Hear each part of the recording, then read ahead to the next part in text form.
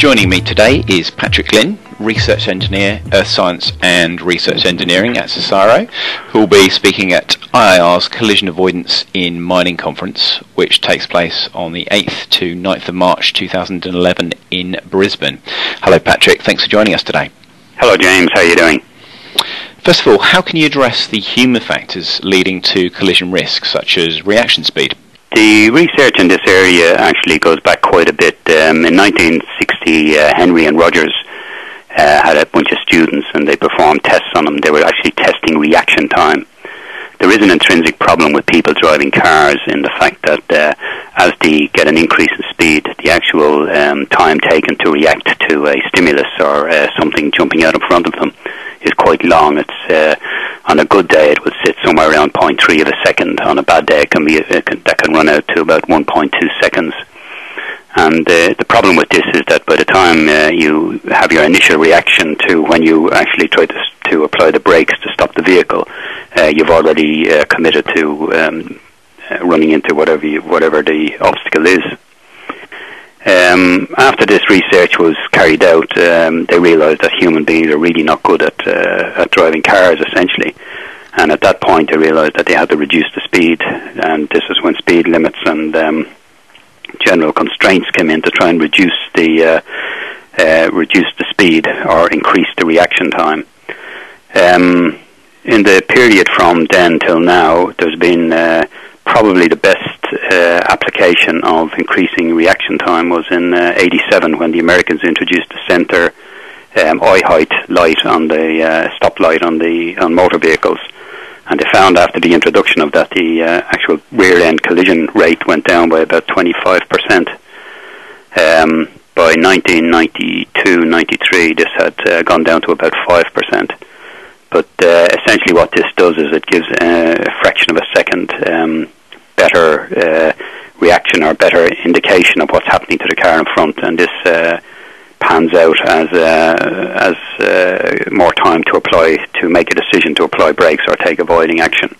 Can you run me through some of the range of available platforms in managing collision risk avoidance, such as Wi-Fi tagging, GPS, radar and cameras? Okay, yep, not a problem. The Wi-Fi tagging is used mostly on underground mines on leaky feeder systems where they need to know where a miner is, and the miner carries Wi-Fi is the radio Ethernet system, and leaky feeders are essentially coaxial cables that are actually split to allow the frequency to allow them to transmit or receive frequencies from small little handheld black boxes. Wi-Fi essentially indicates that there are people in blind areas in an underground mine. So, if, for example, a loader was having to reverse into a cutting, that if there was a person or another vehicle in that cutting, it would show up on the display, although the driver can't see what's happening. So it actually gives them an indication.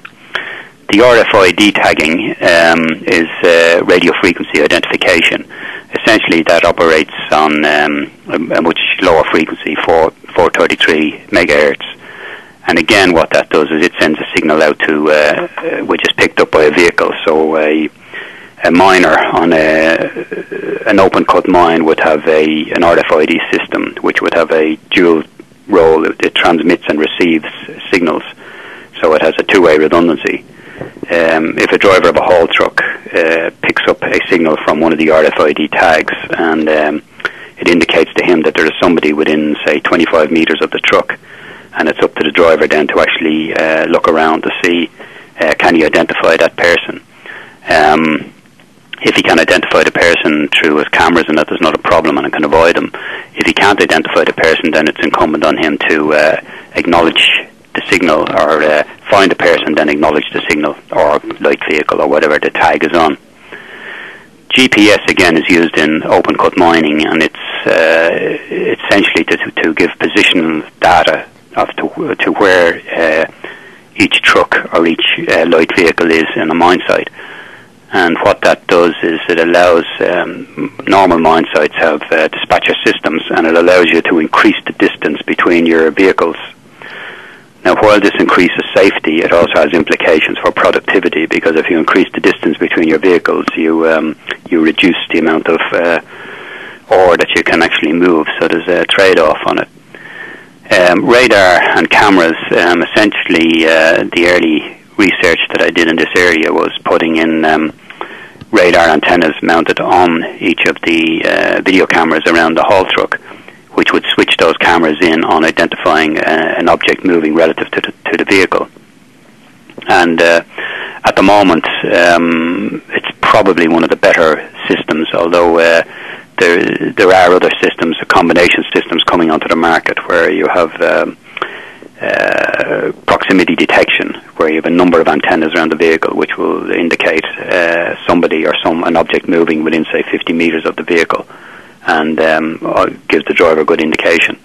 Patrick Glynn, many thanks for your time today. Great, thanks, James.